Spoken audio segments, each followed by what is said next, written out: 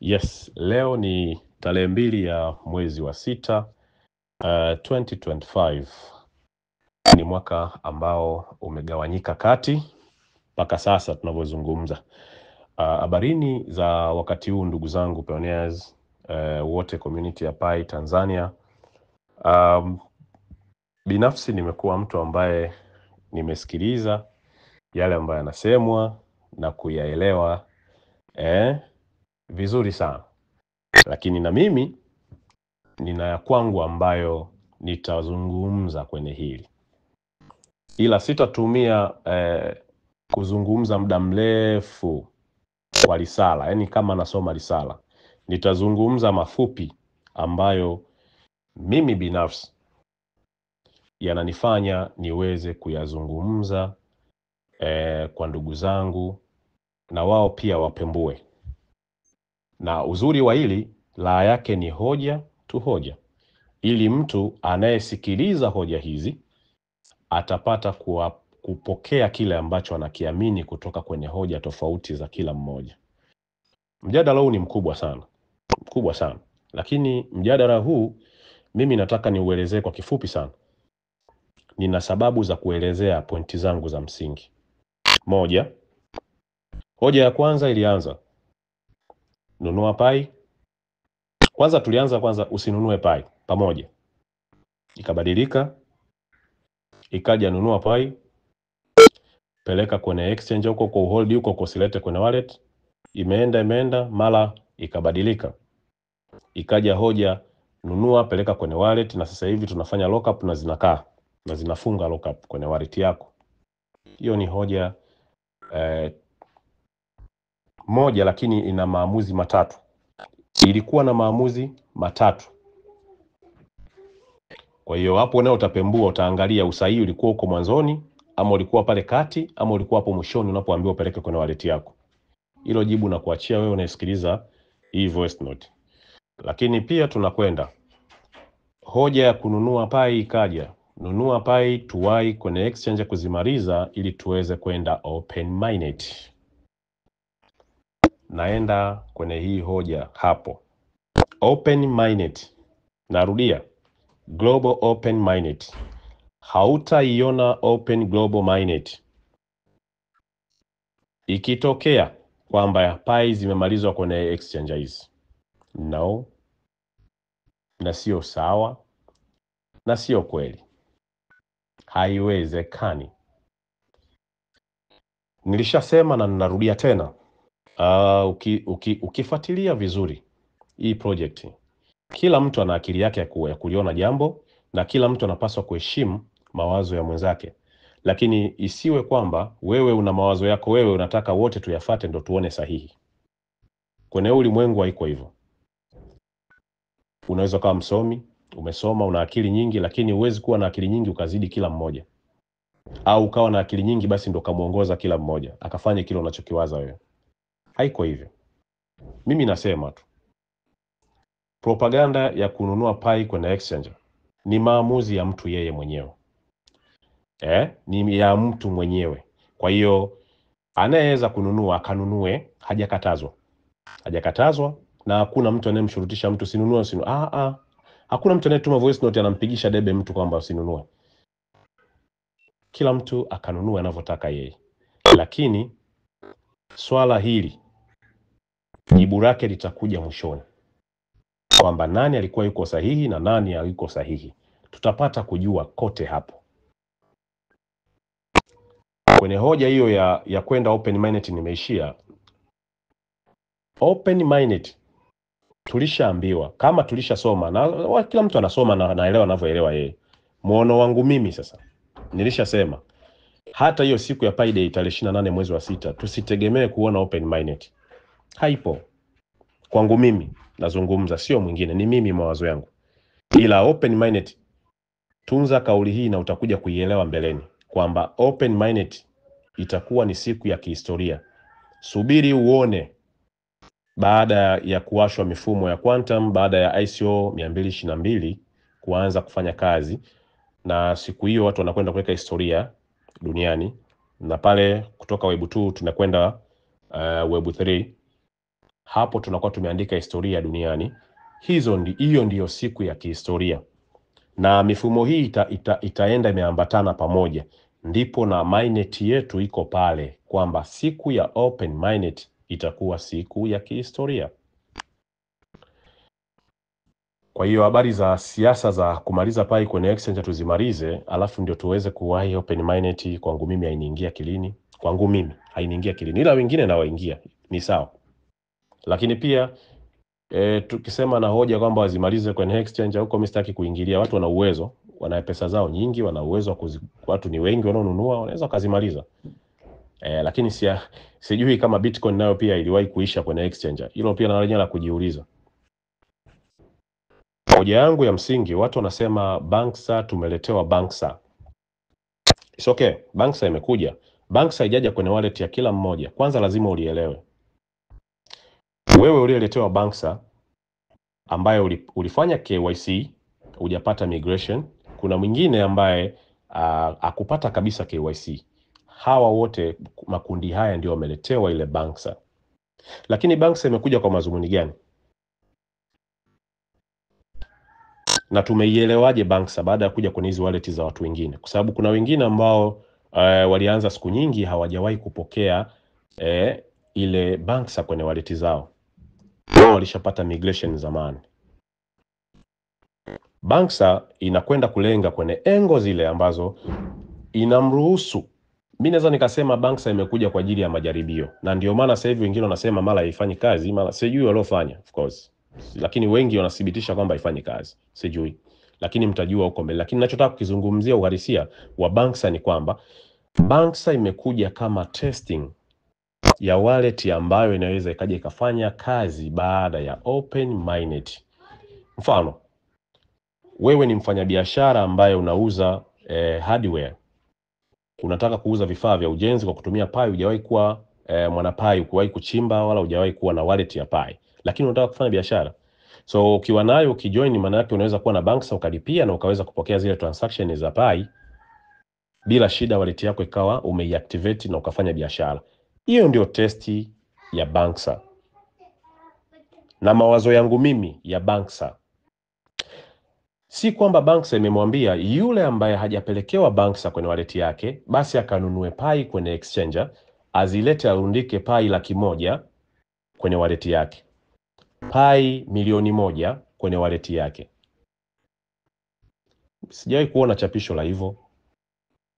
Sijawahi kuona chapisho la core team la hivyo, kwamba likisema nendeni mkanunue hizi, yoyote akanunue tupeleke kwenye wallet zetu. Narudi kwenye hoja nyingine ambayo hii wengi wanaizungumza kwamba tarehe 20 mwezi wa pili iliondoka enclosed mainnet, tulitoka na kwenda kutumia matumizi ya Pi tunavyotaka.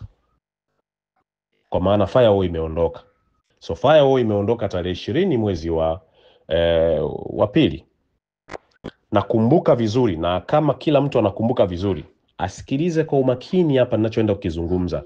Tarehe 20 ya mwezi wa pili, dashboard ile ya Cheng Liaofan akizungumza kwamba thamani ya Pi ya miaka 6 ulio mine haiwezi kuwa na thamani hiyo ambayo iko sasa. Haiwezi kuwa na thamani hiyo. Lakini pia tunaona kwamba tunaambiwa ukiwa na Pi 10, rejea kauli yake nyuma, anasema ukiwa na Pi 10 tu, wewe maisha yako totally na kizazi chako chote yatabadilika. Je, thamani ile iliyoko kule ndio hii aliyosema sio halisi ya miaka 6 ama ndio? Hapo jibu utapata wewe. Lakini Pi 10 za kukubadilishia maisha yako wewe na kizazi chako ndio hizi ambazo ukienda na bei ya kilo moja ya nyama unanunua Pi 10, ndio hizo ambazo zitatubadilishia maisha yetu? Hilo sasa jibu utapata wewe. Mimi nimekupa tu kidogo, lakini wewe utaongeza zaidi na wewe kufikiri kwako.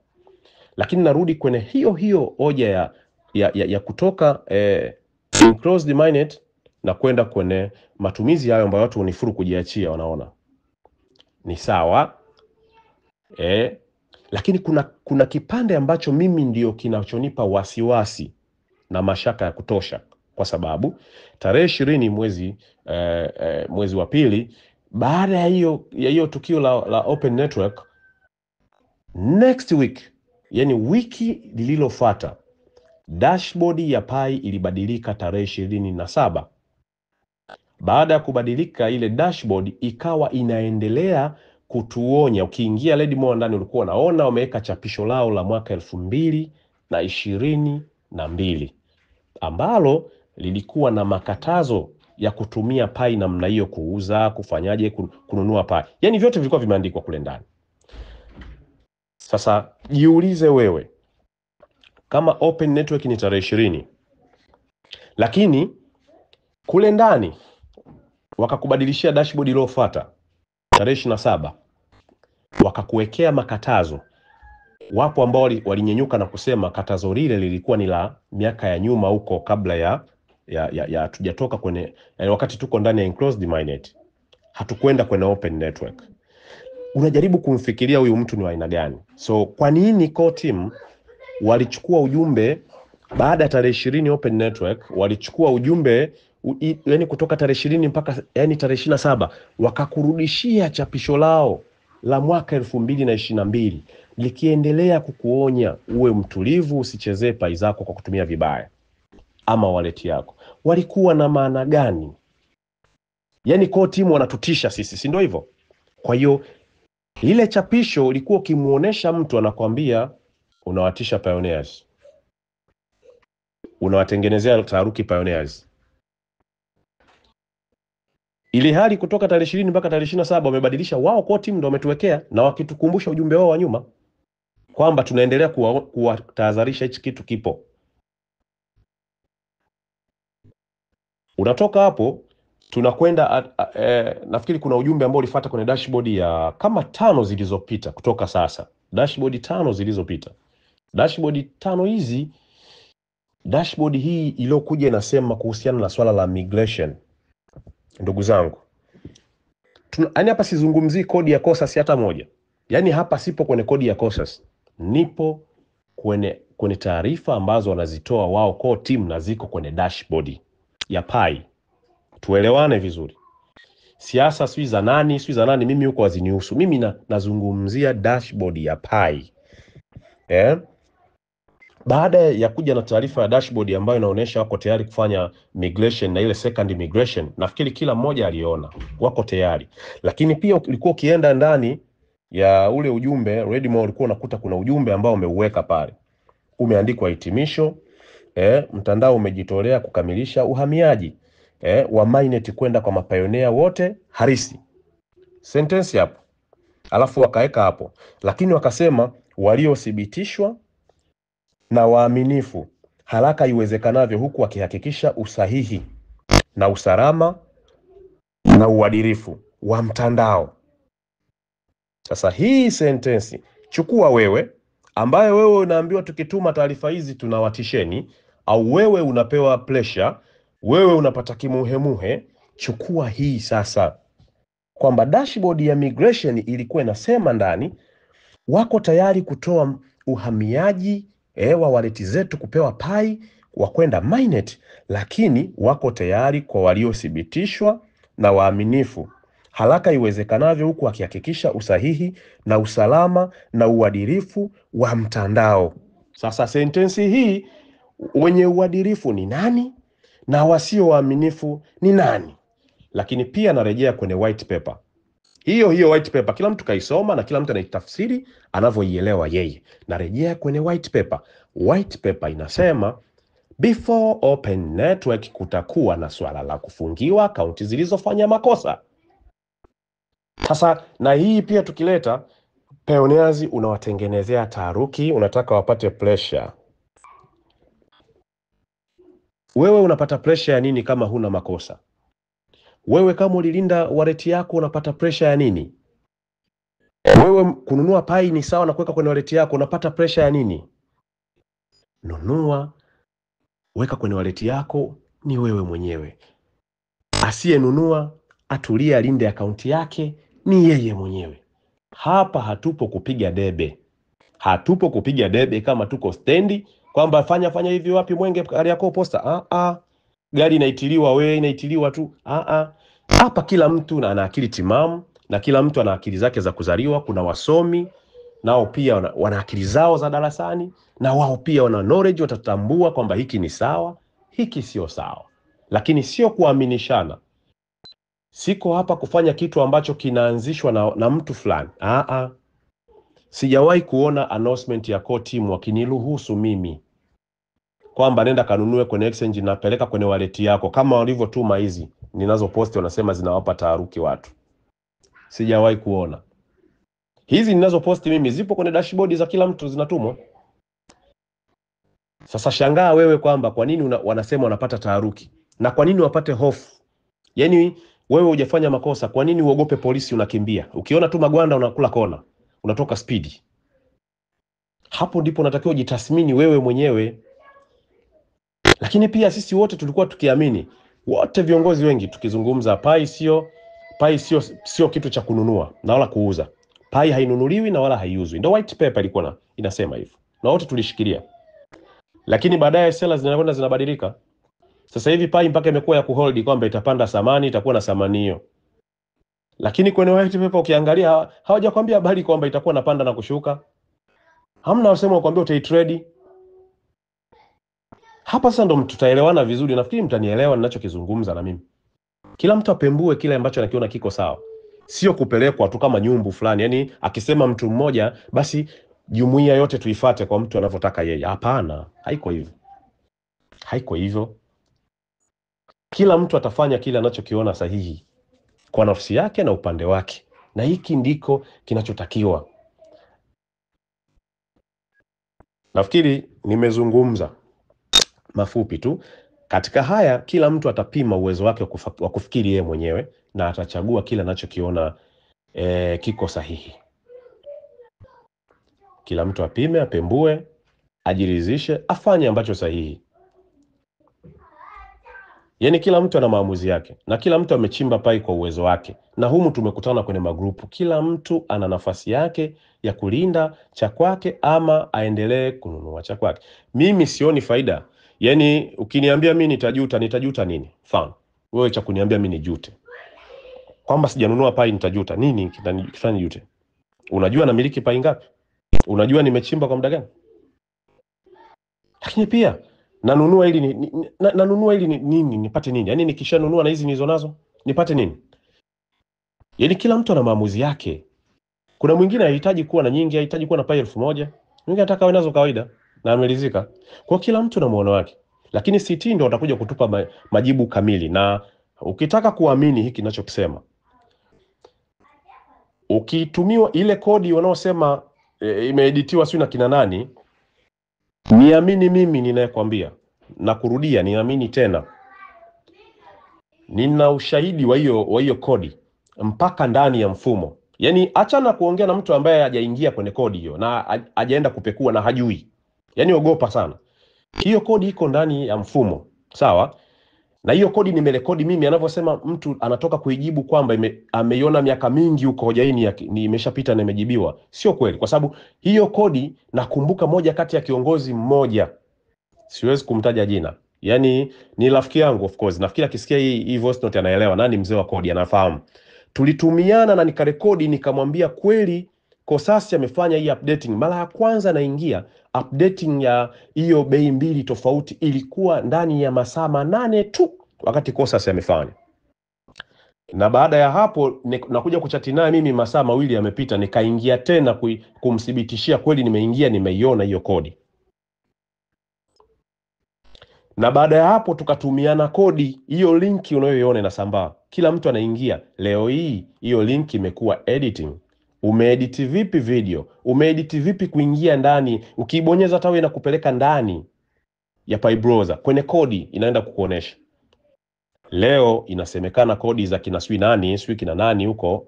Mimi sitaki kuwataja sana, hao ndo wanaoaminiwa na dunia, sijui hivyo. Lakini mimi naendesha na mimi akili yangu kwa ninavyoelewa mimi. Leo hoja ya kodi inaonekana kodi ni za uongo. Fikiria hili. Amini kwamba ninachokwambia na maneno yangu hayataanguka. Narudia, maneno yangu hayataanguka. Haya maneno hayatupwi. Ukienda kuangalia sana tuliamini GCV imeshinda. GCV ya dola 314,000 imepass. Ilikuwa passed wapi? Nani alituthibitishia, au core team walishawahi kuandika wapi kwamba GCV imeshinda? Swali la kwanza hilo. Ukijifikiria wewe, hakuna sehemu ambayo umewahi kuona announcement yoyote GCV imeshinda. Ukienda kuangalia zaidi, utakwenda kukuta sisi GCV tumeiona imeshinda na imepasi baada ya hawa jamaa wenzetu wanaojua kwenye kodi wameingia ndani ya kodi za Pi. Wamekwenda kwenye source code, wameangalia na wamejiridhisha price hii hapa jamani, mpaka wana record screen. Kwa hiyo hata hizi pia basi tuamini ni editing za kina nani hao huko ndani. Wakati huo imeaminika na wote tumeamini kwa pamoja tukifly GCV imeshinda.